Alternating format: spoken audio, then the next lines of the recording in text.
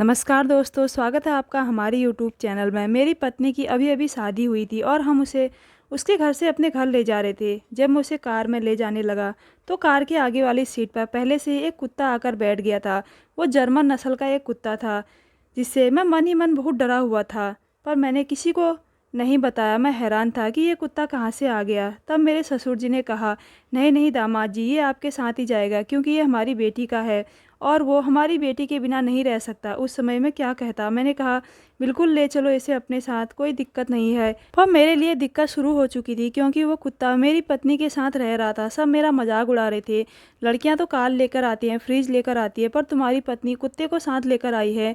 मुझे बहुत शर्मिंदगी महसूस हो रही थी, पर वो मजाक में कहा जा रहा था, पर फिर भी मुझे अजीब लग रहा था। आज मेरी सुहागरात थी। जब मैं अपने कमरे में जा रहा था तो मैं बहुत खुश था। अभी के लिए मैंने सारी बातें अपने दिमाग से निकाल दी थी क्योंकि मुझे पता था कि आज की रात हर किसी की ज़िंदगी में एक बार ही आती है और ये रात बहुत खूबसूरत होती है। मैं कुछ भी सोचना नहीं चाहता था, पर जब मैं अपने कमरे के अंदर गया तो मैं सामने का माहौल देखकर मैं हैरान रह गया कि कुत्ता पहले से ही मेरे कमरे में बैठा हुआ था।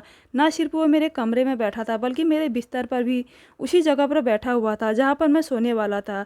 और मेरी पत्नी जो दुल्हन बनी हुई थी उसके सिरहाने बैठी हुई थी, पर वो उसे दुलार रही थी। मैंने कहा, पीहू तुम ये क्या कर रही हो और ये यहाँ क्या कर रहा है? तो मेरी पत्नी बोली, अगर ये यहाँ नहीं रहेगा तो कहाँ रहेगा? तुम्हें तो पता है कि वो मेरे बिना नहीं रह सकता और अभी उसकी किसी के साथ दोस्ती भी नहीं हुई है। अगर हम उसे बाहर भी छोड़ देंगे तो कुछ और हो जाएगा, इसलिए बेहतर है कि वो हमारे कमरे में ही रहे। मैंने कहा कि इसका मतलब ये नहीं कि वो हमारी शादी की पहली रात को भी यहाँ रहेगा। तो मेरी पत्नी ने कंधे उचकाए और कहा कि हाँ, इसका मतलब है कि ये मेरे बिना कहीं नहीं रहता।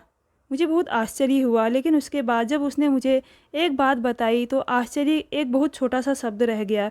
मुझे लगा जैसे मेरा दिमाग फट जाएगा। उसने कहा कि ये कुत्ता तो मेरी माँ को बहुत शौक था बड़े घराने से बहू लाने का। वो हमेशा कहती थी कि मैं बड़े घराने से लड़की लाऊंगी, चाहे उसका चेहरा कैसा भी हो, लेकिन मैं अमीर घराने से ही बहू लाऊंगी। तो उन्होंने बहुत जल्दी मेरा रिश्ता पक्का कर दिया। मुझे बताया कि उस लड़की का नाम पीहू है। उन्होंने मुझे तस्वीर दिखाई तो वो दिखने में अच्छी थी लेकिन इतनी ज़्यादा खूबसूरत नहीं थी। लेकिन उन्होंने कहा कि शादी का पूरा खर्च हम उठाएंगे, तुम जो कहोगे हम तुम्हें देंगे और हमें मंजूर होगा। जब हमारे मुंह से निकला कि हमें कुछ नहीं चाहिए तो उन्होंने भी तुरंत कहा कि ये बहुत अच्छी बात है। इसका मतलब ये हुआ कि तुम उन लोगों में से नहीं हो जो दहेज के लालच में अपने बेटे की शादी करते हैं। तुम्हारा ये कहना हमें बहुत अच्छा लगा। मेरी माँ ने सोचा था कि वो 2-3 बार कहेगा कि नहीं, हम अपनी बेटी को बहुत कुछ देना चाहते हैं, तो मेरी माँ कहेगी हाँ जैसी तुम्हारी मर्जी। लेकिन मेरी माँ ने मना कर दिया तो वो तुरंत मान गए। यहाँ तक तो ठीक था क्योंकि और बाकी खर्चे वही लोग उठा रहे थे और हमें मुनाफा भी हो रहा था। लेकिन जब उन्होंने दहेज में कुत्ता दिया तो मेरी सारी बनी बनाई इज्जत मिट्टी में मिल गई। वो कुत्ता मेरे पास था और फिर पहली रात मेरी बीवी ने उसे अपने कमरे में ही रखा। जिस कमरे में एक जानवर हो वहाँ कोई क्या कर सकता है। बस ऐसे ही ये रात इस घर में गुजर गई। मुझे और मेरी माँ को यह सब बुरा लग रहा था। बाकी सारे रिश्तेदार यहाँ रहना चाहते थे लेकिन बार बार कह रहे थे कि इस कुत्ते को बांध दो, पता नहीं इसे घर के अंदर क्यों लाए, इसे कहीं बाहर बांध दो, ये घर में क्या करेगा। और अच्छा है, कुत्ते के बहुत फ़ायदे होते हैं, वो घर की देखभाल करेगा, लेकिन उसे कमरे के अंदर ले जाने की क्या ज़रूरत थी। मैं अपनी बीवी के सामने कुछ नहीं कह पाया। उसके पापा ने मुझे कोई परमानेंट जॉब दिलाने की बात कही थी। मेरे पास फ़िलहाल कोई अच्छी जॉब नहीं थी। मेरी माँ का कहना था कि अगर नौकरी लग गई तो सिर्फ तुम और तुम्हारी बीवी नहीं बल्कि पूरा घर चलेगा। इसलिए माँ भी उसके सामने कुछ नहीं बोल रही थी और वो हमारी बातों का गलत फ़ायदा उठा रही थी। अब तो ये रोज़ रात की दिनचर्या हो गई। अगर वो होती तो वो कुत्ता मेरी बीवी से लिपट कर सो जाता और वहाँ से बिल्कुल भी नहीं हिलता। मैंने अपनी बीवी से कहा कि अगर मैं उससे दोस्ती कर लूँ तो वो भी मेरी बात मानेगा जैसे वो तुम्हारी मानता है। मैंने उसके लिए कुत्ते का खाना भी खरीदा। वो आता तो मैं उससे दोस्ती कर लेता, वो मेरी बात भी मानता, लेकिन वो मुझसे नफरत करता था। मैं जैसे ही अपनी बीवी के पास जाने लगता वो भौंकना शुरू कर देता। उसके भौंकने से घर के सभी लोग जाग जाते और मेरा भाई वो क्या सोचेगा, बड़े भाई के कमरे से ये कैसी आवाज़ें आ रही है। लेकिन आवाज़ों की बात करें तो वो कुछ और ही थी। जैसे ही रात होती और मैं भी सो जाता मुझे अजीब सी आवाज़ सुनाई देती। मेरी बीवी की तरफ से सिसकियों जैसी आवाज़ें होती, लेकिन जैसे ही मैं उसकी तरफ देखता वो चुप हो जाती। ऐसा 2-3 बार हुआ था। इसका मतलब था कि वो नाटक कर रही थी। लेकिन वो नाटक क्यों कर रही थी, ये सिर्फ एक दिन का नहीं था और मेरी बीवी सारा दिन उस कुत्ते के पीछे रहती। कभी कभी वो उसके लिए खाना भी बनाती। एक दिन मैंने कहा कि अब बस करो, शाम हो गई है, चलो अंदर चलते हैं। तो वो बोली, अगर आधा घंटा लियो से नहीं खेलूँगी तो उसका मूड ख़राब हो जाता है और फिर रात को वो मुझे परेशान करेगा। मैंने मन ही मन कहा कि रात को हमें अकेला छोड़ने वाला भला कौन है। मेरे ससुर ने मेरी बहुत अच्छी जगह नौकरी लगवा दी थी। उन्होंने मुझसे कहा था कि इसी हफ्ते इंटरव्यू के लिए चले जाओ। इंटरव्यू तो बस एक बहाना है, समझ लो तुम्हारी नौकरी पक्की है। इसलिए मैं अपनी पत्नी पर गुस्सा भी नहीं कर पाता हूँ। मुझे सबसे ज़्यादा गुस्सा आ रहा था, मुझे उस कुत्ते से भी डर लग रहा था। वो आम कुत्तों जैसा नहीं था जिसे छू दोगे तो भाग जाएगा, वो जर्मन स्पर्ट था। मेरी पत्नी की हरकतें भी ठीक नहीं थी। उसने लियो को बहाना बना लिया था। उसने कभी मेरे पास आने की बात नहीं की, कभी कुछ ऐसा नहीं कहा जिससे लगे कि हम अभी नए नए शादीशुदा हैं। मैंने उससे कहा कि चलो कहीं डिनर पर चलते हैं, हमारी अभी अभी शादी हुई है, इसलिए हम एक दूसरे के साथ कुछ समय बिताएंगे। उसने कहा कि हम ऐसे होटल में जाएंगे जहाँ कुत्तों को भी आने की अनुमति हो, क्योंकि हर होटल में ऐसा नहीं होता। मैंने कहा ऐसा बहुत बड़े होटलों में होता है और मेरे पास इतने बड़े होटल में जाने के पैसे नहीं है। ये कहकर मैं घर से निकल गया और मैंने सोचा कि प्रोग्राम तो ख़त्म हो गया, अब हम कहीं नहीं जा सकते। पर जब मैं काम से घर वापस आया तो देखा कि मेरी पत्नी तैयार थी और उसने मेरे कपड़े भी तैयार कर दिए थे। कहा कि आप तैयार हो जाएं, हम लोग होटल जा रहे हैं। मैंने कहा कि कौन से होटल, मैंने तुम्हें कहा था ना कि मेरे पास ज़्यादा पैसे नहीं है। उसने बहुत बड़े 5 स्टार होटल का नाम बताया तो मैं हैरान रह गया। मैंने उसे कहा कि तुम्हें बताया था मेरे पास इतने पैसे नहीं हैं। तो वह कहने लगी, आप पैसों की फ़िक्र क्यों करते हैं, पापा ने हमारे लिए टेबल बुक करवा दी है, आप बस तैयार हो जाएं और वहाँ पर लियो को भी कोई नहीं रोकेगा, उसको भी अंदर ले जा सकते हैं, यह एक तरफ बैठ जाएगा। मैं इसके गले का पट्टा लेकर आती हूँ। वह इतनी ज़्यादा खुश थी कि मैं बता नहीं सकता।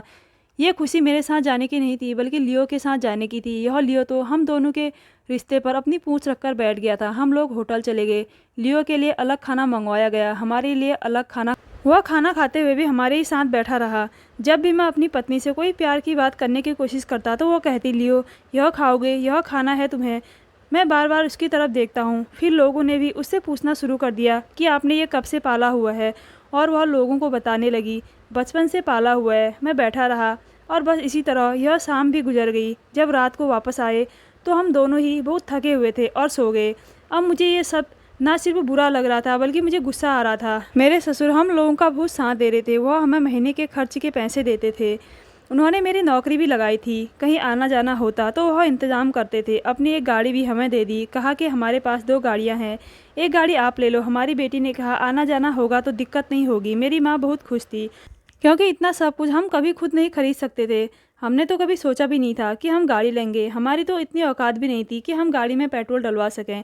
लेकिन ये सब कुछ मेरे ससुर की वजह से हो रहा था। तो मेरी माँ भी उनके गीत गाती थी और कहती थी कि वो इतना कुछ कभी भी नहीं कमा सकता था, तेरे ससुर की वजह से सब कुछ मिल रहा है, तो बदले में तू एक कुत्ते को बर्दाश्त नहीं कर सकता। पर मैं उनको क्या बताता कि वह कुत्ता तो हम लोगों के बीच में था। लेकिन ऐसा भी नहीं था कि मेरी पत्नी बिल्कुल ही मेरा ख्याल नहीं करती थी। वह मेरा थोड़ा बहुत ख्याल तो करती थी। लोगों के सामने मुझे अपना पति तो मानती थी, लेकिन कमरे में कुत्ते के साथ ही ज़िंदगी गुजार रही थी। अब आप लोग ही बताएं, इस तरह तो वैवाहिक जीवन नहीं गुजरता, ऐसे तो नहीं होता ना। पति पत्नी को तो अकेले में टाइम चाहिए होता है, वो तो जानवर था। फिर मैंने सोचा कि जब यह कमरे से जा ही नहीं रहा है तो मुझे भी इसकी तरफ से ज़्यादा परेशान होने की ज़रूरत नहीं है। लेकिन मेरे सर पर एक मुसीबत थोड़ा थी। जैसे ही मैं अपनी पत्नी के करीब जाने लगता था तो यह कुत्ता भौंकता था। फिर एक दिन हम अपनी पत्नी के यहाँ दावत पर गए और वहाँ उसकी पुरानी दोस्त आई थी और दादी भी। दादी ने बातों ही बातों में बताया कि यह पीहू तो कुत्तों से इतना डरती थी कि अगर कुत्ता खड़ा होता तो यह अपना रास्ता बदल लेती थी। अगर उसे कुत्तों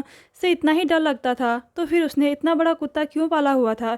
क्योंकि अगर आप किसी चीज़ से डरते हो तो आप उसे कभी भी अपने पास नहीं पालोगे, आप तो उस चीज़ को पालते हैं जो आपको अच्छी लगती है। यानी अगर मैं शेर से डरता हूँ तो मैं शेर क्यों लूँगा, मैं तो कोई खरगोश पालूंगा क्योंकि मुझे खरगोश अच्छे लगते हैं।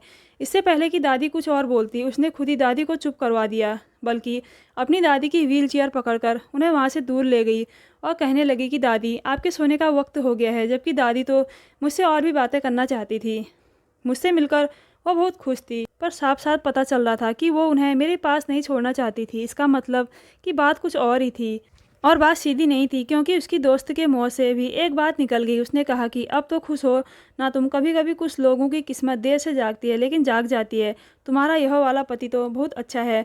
उसे भी पीहू ने आंखें दिखाई और चुप करवा दिया। उसने ऐसा क्यों कहा कि तुम्हारा यह वाला पति बहुत अच्छा है। यह वाला पति से क्या मतलब था? क्या उसे बोलने में गलती हुई थी? लेकिन यह कैसी गलती थी? जब हम लोग वापस आए तो पीहू का मूड बहुत ख़राब था। वह कह रही थी कि मैं फिर कभी इस लड़की से बात नहीं करूंगी। यह ऐसी उल्टी बातें करके मेरा मूड ऑफ कर देती है। मैंने पीहू को कहा कि तुम उसे छोड़ो, मुझे तुमसे कुछ ज़रूरी बात करनी है। तुम्हारी दादी तो कह रही थी तुम्हें कुत्तों से बहुत ज़्यादा डर लगता है, और जहाँ कुत्ता बैठा होता था तुम तो रास्ता ही बदल लेती थी। फिर तुमने इस लियो को क्यों पाला हुआ है? तो कहने लगी कि सारी ज़िंदगी कोई भी मनुष्य एक जैसा नहीं रहता, वक्त के साथ बदल जाता है। उसका मूड पहले से ही ख़राब था। वह मुझे तेवर दिखाती थी क्योंकि मुझे पता था कि ये सब उसका बाप कर रहा है। एक दिन मैं अपनी अलमारी में कुछ तलाश कर रहा था। मेरी पत्नी जब से घर आई थी उसने मुझे कोई खुशी नहीं दी थी। अलमारी भी बिखरी रहती थी और हमारी अलमारी के अंदर कुत्ते की चीज़ें भी पड़ी होती थी। उसे बिल्कुल भी साफ़ सफाई का कोई शौक़ नहीं था। लेकिन जब अलमारी से मैं अपनी कोई घड़ी तलाश कर रहा था तो मुझे एक बहुत अजीब सी चीज़ मिली। मैंने देखा कि मेरी पत्नी के पास 2 मंगलसूत्र थे।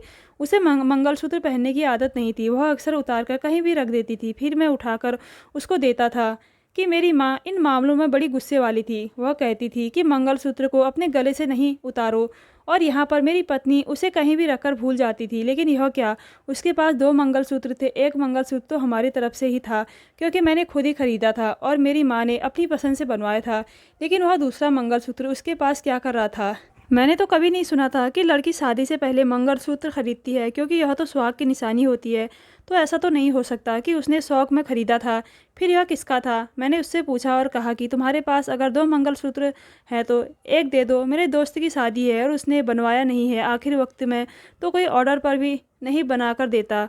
वो गुस्सा हो गई और कहने लगी कि मेरे पास 2 मंगलसूत्र कहाँ से आएंगे? क्यों आपने मुझे 2 मंगलसूत्र पहनाए थे? आपकी ही निशानी है और वो एक ही है मेरे पास। यह देखें, मैंने पहन रखा है। उसने हमारे वाला मंगलसूत्र ही पहना था लेकिन दूसरा वाला रखा हुआ था। मैंने कहा कि तुम्हारे पास और नहीं है? तो उसने कहा कि नहीं बाबा, और नहीं है। यह कोई गहना नहीं है जो एक जैसे लेकर रखे हों। यह तो सुहाग की निशानी होती है ना। मैं मन ही मन में सोचने लगा कि हाँ, तुमने कौन सा अपने सुहाग से प्यार है जो अब तुम बड़ी सावित्री बन रही हो। मैंने कहा ठीक है। मुझे ऐसा लगता था कि कहीं ना कहीं वह भी समझ गई होगी कि मैंने दूसरा मंगलसूत्र देख लिया है। लेकिन वह झूठ बोलने में ही अपना फ़ायदा समझ रही थी, क्योंकि मैं उसके झूठ को झूठ साबित नहीं कर सकता था। क्या कहता उसको कि मैंने उसकी तलाशी ली और देख लिया है, तो ऐसे में वह और भी ज़्यादा बुरा मान जाती। मैंने अपने दोस्त को यह सारा कुछ बता दिया तो उसने कहा कि तू पागल है, तुझे अभी तक समझ नहीं आ रहा है कि तेरी पत्नी उस कुत्ते का इस्तेमाल कर रही है। वह तेरे पास ही नहीं आना चाहती, वरना क्या कुत्ता रात में सोता नहीं? क्या वह कुत्ते को बाहर नहीं बांध सकती? अरे तेरे जैसा पागल इंसान तो मैंने अपनी पूरी ज़िंदगी में नहीं देखा। वैसे मेरा यह दोस्त बड़ा समझदार था। इसके पास बाकी दोस्त भी मशवरा लेने के लिए आते थे, क्योंकि इसकी शादी बहुत पहले हुई थी। जब हम लोग स्कूल में पढ़ते थे तभी इसकी शादी हो गई थी और वो अपनी पत्नी के साथ बहुत खुश था।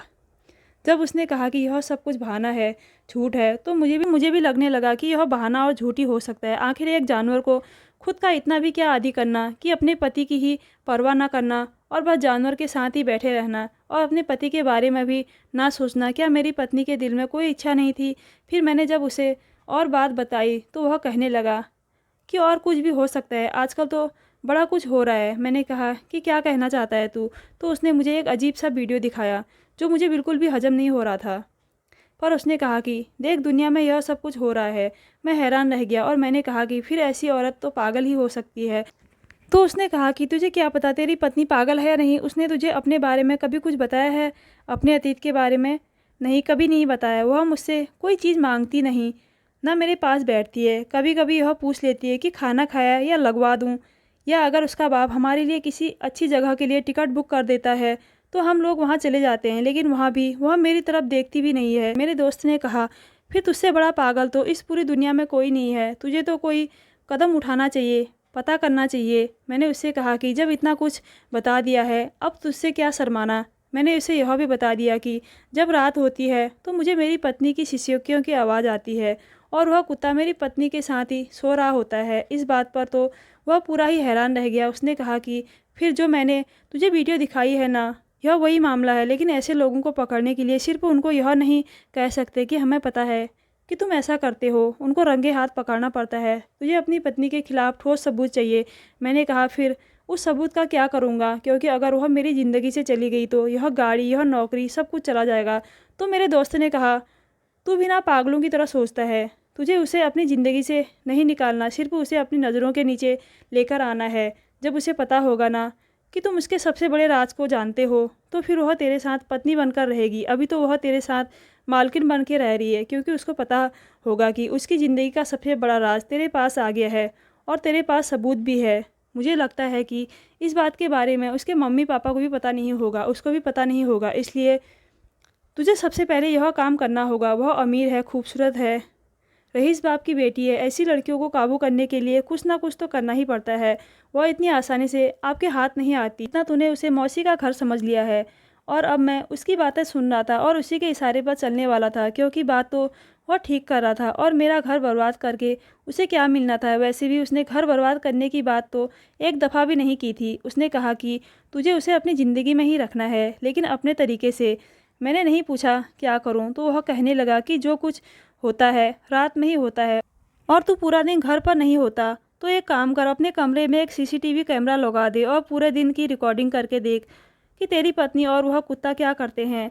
रात की भी रिकॉर्ड कर, उसके बाद तुझे पता चल जाएगा। अगर एक दिन से पता नहीं चलता तो 2-3 दिन रिकॉर्ड कर ले, लेकिन अपनी पत्नी से छुपाकर कैमरा लगाना है। मैं तुझे ऐसा कैमरा लाकर दूंगा जो कमरे में लगाना बहुत आसान है। बस उसे दीवार के साथ लगा देना। वह इतना छोटा होगा कि नज़र भी नहीं आएगा और तेरा काम हो जाएगा, लेकिन हमें कैमरा किराए से लेना होगा। मैंने कहा कि मैं कुछ भी करने को तैयार हूँ, बस तुझे मेरी मदद करनी होगी। मुझे तो यह सब कुछ पहले समझ नहीं आया, मैं तो अभी तक ऐसे ही जी रहा हूँ। तो उसने कहा कि पहले बता देता तो पहले मदद कर देता, पर अब भी देर नहीं हुई है, चिंता मत कर, मैं तेरे साथ हूँ। उसने मुझे एक कैमरा लाकर दे दिया और मुझे उसका सारा फंक्शन भी समझा दिया। मेरी पत्नी जब कमरे से बाहर थी तो मैंने वह कैमरा दीवार पर लगा दिया और ऐसी जगह पर लगाया जहाँ से बेड बिल्कुल साफ नज़र आता हो, क्योंकि मेरे दिमाग में मेरे दोस्त की बातें घुस गई थी। वो जो कह रहा था बिल्कुल ठीक कह रहा था। आजकल के ज़माने में कुछ भी हो सकता था। अब वह पहले वाला ज़माना नहीं रहा। किसी को उल्टा काम करने के लिए बाहर जाना होता है। अब तो घर से बाहर जाने की ज़रूरत भी नहीं है। वह एक कमरे में बैठकर ही बहुत कुछ कर सकता है। मेरे दोस्त ने तो मेरी सोच का रुख ही बदल दिया था। जिस तरह से वो कह रहा था उस तरह से तो मैंने सोचा भी नहीं था, लेकिन आज जब मुझे उसकी सच्चाई के बारे में पता चलने वाला था, उसने एक बड़ी अजीब बात कह दी। कहने लगी कि मैं आपके साथ बहुत बुरा कर रही हूँ ना। मैंने कहा कि क्या मतलब? मुझे तुम्हारी बात समझ नहीं आ रही है। उसने कहा कि मैं सारा टाइम लियो को देती हूँ और आपको बिल्कुल भी समय नहीं देती। मुझे कभी कभी बहुत बुरा लगता है। मैंने कहा फिर तुम ही बताओ इसका क्या हल है? क्या तुम लियो को बाहर रख दोगी? उसने कहा कि रख तो दूंगी, लेकिन दिल नहीं मानता मेरा। मैंने कहा कि वह जानवर है, दुनिया में और भी लोग जानवर पालते हैं, लेकिन कोई भी जानवर को इस तरह से अपने पास नहीं रखता। मैं भी तुमसे यह बात करने वाला था, पर फिर मैंने यह बात नहीं की, शायद तुम्हें बुरा लग जाए। पर देखो, खुद सोचो कि क्या सब कुछ ठीक है? तो कहने लगी हाँ आप बिल्कुल ठीक कह रहे हो, ऐसा नहीं है, लेकिन मैं कोशिश करूँगी कि मैं इस सब को बदल सकूँ। मैंने कहा मुझे बहुत नींद आ रही है, मैं सोने जा रहा हूँ। आज मैं जल्दी ही सोने का नाटक करने वाला था, तो वह जो भी करती है खुल के कर सके, लेकिन आज वह मुझे बहुत परेशान लग रही थी। मैं उसी की बातों के बारे में सोच तो रहा था, पर सोचते सोचते ही मुझे सचमुच गहरी नींद आ गई और मैं सो गया। सुबह हुई तो सुबह हर दिन की तरह ही थी। मैं अपने ऑफिस चला गया और पीछे वह अकेली थी। आज मेरी मम्मी को भी कहीं जाना था, उनकी बहन की तबीयत खराब थी। वो घर पर बिल्कुल अकेली थी। सब कुछ मेरे हक में था। अच्छी बात थी, ताकि मुझे पता चल जाए कि वह पूरा दिन क्या करती है। मैंने अपने दोस्त को भी फ़ोन किया। उसने कहा कि तुम फिक्र नहीं करो, एक दफ़ा काम हो जाए तो कैमरा ले आना, उसमें जो भी रिकॉर्ड हुआ होगा वह एक वीडियो की सूरत में मैं तुम्हें तुम्हारे फ़ोन पर भेज दूंगा और तुम आराम से देख सकते हो। रात हो चुकी थी, मेरे 24 घंटे पूरे हो गए थे। पूरा दिन उस कैमरे ने रिकॉर्डिंग की थी, इससे ज़्यादा तो उसमें बैटरी भी नहीं थी। अब मैंने सोच लिया था कि इसको हटा लूँ। मैंने बहुत तरीके से वो कैमरा उठा लिया और जाके अपने दोस्त को दे दिया। उसने कहा इसमें थोड़ा समय लगेगा, तुम घर चले जाओ, कहीं तुम्हारी बीवी को तुम पर शक ना हो जाए। मैं वीडियो तुम्हारे फ़ोन पर भेज दूंगा। मैंने कहा ठीक है। मैं अपने घर आ गया। आज तो मुझे नींद नहीं आ रही थी। मैंने देखा तो मेरी पत्नी खुद ही सो गई। मैं अपने दोस्त को मैसेज कर रहा था। उसने कहा माफ़ करना, थोड़ी देर हो गई, मैं कहीं और लग गया था, लेकिन तुरंत वीडियो भेजता हूँ। और उसने मुझे वीडियो भेज दी। और जब मैंने वीडियो देखा तो मुझे ऐसा लगा कि मेरे कदमों के नीचे से धरती ही खिसक गई, क्योंकि उस वीडियो में जो मैं देखना चाह रहा था वह तो नहीं था, पर जो था वह बहुत ही अजीब था। मेरी पत्नी लियो को गले से लगाकर रो रही थी, बहुत ज़्यादा रो रही थी। वह कम से कम 3 घंटे तक रोती रही। और ऐसा नहीं था कि वह सिर पे रो रही थी, उसके हाथ में एक मंगलसूत्र था, वही मंगलसूत्र जो हमने उसको नहीं दिया था और उसके हाथ में किसी की तस्वीर भी थी जिसे वो अपने सीने से लगाकर बैठी थी और रो रही थी जैसे कि वो लियो से प्यार करती हो। वो उसके कंधे पर सर रखकर रो रही थी और कुछ कह भी रही थी, लेकिन उसके कैमरे में इतनी सुविधा नहीं थी कि उसकी आवाज़ सुन सके। उसने धीरे से बात की होगी। सबसे पहले मैं अपने दोस्त के पास गया और मैंने कहा, ऐसा कुछ नहीं है जैसा तुमने कहा, लेकिन बात कुछ और है, इसलिए मैं तुम्हें कह रहा हूँ कि तुम मेरी बीबी के बारे में और कुछ मत पूछना। वो किसी और परेशानी में लग रही थी, इसलिए वो ऐसे रो रही थी। फिर एक दिन मैंने सोचा कि मैं खुद ही अपनी बीबी से बात करूं ताकि वो मुझे बता सके कि मामला क्या है, क्योंकि मैं और क्या कर सकता था। मैंने उस पर जासूसी की, मैंने कैमरा भी लगा कर रखा था, मैंने उसको वीडियो दिखाया। पहले तो मैंने उससे कहा कि मुझे तुमसे बहुत ज़रूरी बात करनी है, फिर मैंने उसे वो वीडियो दिखाया और कहा कि मुझे सब पता चल गया है, अब बताओ तुम्हें वो मंगलसूत्र कहाँ से मिला और वो किसकी तस्वीर है तुम्हारे पास, और तुम मेरे साथ ऐसा क्यों कर रही हो। पहले तो वो थोड़ा घबराई लेकिन फिर रोने लगी। मैंने कहा, मैं तुम्हारा पति हूँ, हम पूरी ज़िंदगी साथ है, मुझे नहीं बताओगी तो किसको बताओगी। फिर उसने मुझे ऐसी बात बताई जिसे सुनकर मैं हैरान रह गई।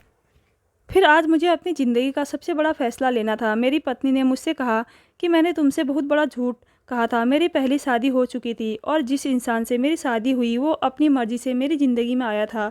मुझे वो बहुत अच्छा लगता था, मैं उसके बिना नहीं रह सकती थी। हमारी प्रेम कहानी बहुत खूबसूरत थी और ये लियो उसका था, मेरा नहीं। मुझे कुत्तों से बहुत डर लगता था, लेकिन जब मैं उससे प्यार करती थी तो मुझे भी हर वो चीज़ अच्छी लगती थी जो उसके दिल के करीब थी, इसलिए मुझे भी लियो अच्छा लगने लगा था। लेकिन उसके साथ सिर्फ 1 साल बिताने के बाद वो इस दुनिया को छोड़कर चला गया। मेरी ज़िंदगी का बहुत बुरा दिन था, मेरे पास उसके प्यार के अलावा कुछ भी नहीं था, लेकिन वो ऐसे ही चला गया। लियो उसके बिना नहीं रह सकता, इसलिए मैं उसे अपने साथ ले आई। हम साथ रहने लगे, लेकिन फिर मेरे माता पिता ने कहा कि तुमने अपनी मर्ज़ी से शादी की है, अब तुम्हें हमारी मर्ज़ी से दूसरी शादी करनी पड़ेगी। हम तुम्हें खुश देखना चाहते हैं, इसलिए मेरी शादी तुम्हारे साथ तय कर दी। मेरे बाबा ने जानबूझकर एक ऐसे इंसान को चुना जो थोड़ा मजबूर था ताकि वो उसे कंट्रोल कर सके, इसलिए उन्होंने तुम्हें नौकरी पर रख लिया। लियो मुझसे बहुत प्यार करता है, वो मुझे अपने मालिक के बाद अब मुझे अपना मालिक मानता है और वो ऐसा नहीं चाहता। अपने मालिक के अलावा जब भी कोई मेरे पास आता है तो उसे गुस्सा आता है, इसलिए उसे इससे तकलीफ़ होती थी। लेकिन मैं इस बात को मानती हूँ कि मैं अपने पहले पति को अपने दिल से निकाल नहीं पाई, इसलिए मैंने कुत्ते का बहाना बनाया, तुमसे दूर रहती थी। मैं पूरी रात रोती थी, लेकिन आखिर में मुझे ये सब बहुत बुरा लगने लगा। मुझे तुम पसंद नहीं थे, लेकिन तुम एक अच्छे इंसान हो, इसलिए तुम सब कुछ बर्दाश्त कर रहे थे और कुछ बोलते भी नहीं थे, इसलिए मैंने सोच लिया था। पर तुमने मेरी जासूसी करवाई। मैंने कहा, हाँ माफ़ कर दो, मेरे पास और कोई चारा नहीं था, तुमने मुझे मजबूर कर दिया। देखो जो भी तुम्हारे हाल हैं मैं समझ सकता हूँ। तुमने मुझसे झूठ बोला, मुझे ये पसंद नहीं आया, पर आपके माँ बाप को झूठ बोलने की क्या ज़रूरत थी। पर जो भी हो, अब हम पति पत्नी हैं, अगर साथ रहना है तो ये सब हमें खुद देखना पड़ेगा। तुम्हें अपने पति को भुलाना पड़ेगा, अगर नहीं भूल सकती तो चली जाओ, मैं और तुम पर कोई दबाव नहीं डालूंगा। पर याद रखना, वो इस दुनिया में नहीं है और मैं तुम्हारा पति हूँ। अगर तुम मेरी तरफ प्यार का एक कदम बढ़ाओगी तो मैं तुम्हें हमेशा खुश रखने की कोशिश करूँगा। सोचो कि तुम्हें अपने पहले पति की यादों के साथ जीना है तो तुम जा सकती हो। मैं तुम्हें 1 महीने का समय देता हूँ। मुझे पता था कि उसने जो भी किया वह उसकी अपनी मर्ज़ी से था और मैं उसके कोई बदला नहीं लेना चाहता था, मैं गुस्सा नहीं करना चाहता था। अगर वो मेरे साथ रहना चाहती थी तो ठीक है, लेकिन मैं उसे ज़बरदस्ती नहीं रख सकता था। इसलिए मैंने उससे कहा कि 1 महीना है, लेकिन इस 1 महीने में उसने बहुत अच्छा काम किया। लियो को बाहर बांधना शुरू कर दिया। वह अब भी उसका ख्याल रखती थी, लेकिन कमरे में नहीं। वह मुझे अब भी अपने से दूर रखती थी, लेकिन वह मेरे पास आने की कोशिश करती थी। वह कहती थी कि तुम मेरे लिए सब कुछ हो। हमारा मामला ठीक होने लगा और भगवान की कृपा से आज हम बहुत अच्छी ज़िंदगी जी रहे हैं और हमें किसी भी चीज़ के बारे में बात करने की ज़रूरत नहीं है। अब लियो कभी चिपकता नहीं था, लियो किसी को अपने पास नहीं आने देता था। ये सब मेरी बीवी जानबूझकर करती थी और उसे बहाने के तौर पर इस्तेमाल करती थी, पर अब वो सब कुछ नहीं करती और ये सब ख़त्म हो गया। मुझे भी अपनी बीवी से प्यार हो गया। ये सब इतना आसान नहीं है। तो मैं समझ सकता हूँ कि वो अपनी जगह ठीक थी, पर अब हम साथ हैं, इससे बड़ी कोई बात नहीं है। दोस्तों, मेरी बीवी ने मुझसे बहुत बड़ी बात छुपाई थी। उसने मुझे धोखा दिया था। अगर मैं चाहता तो उसे छोड़ सकता था, पर मैंने ऐसा नहीं किया। आप ही बताइए, मैंने सही किया या गलत। तो दोस्तों, कैसी लगी आज की स्टोरी आपको? अगर अच्छी लगी तो मेरे चैनल को ज़रूर सब्सक्राइब कीजिएगा। धन्यवाद।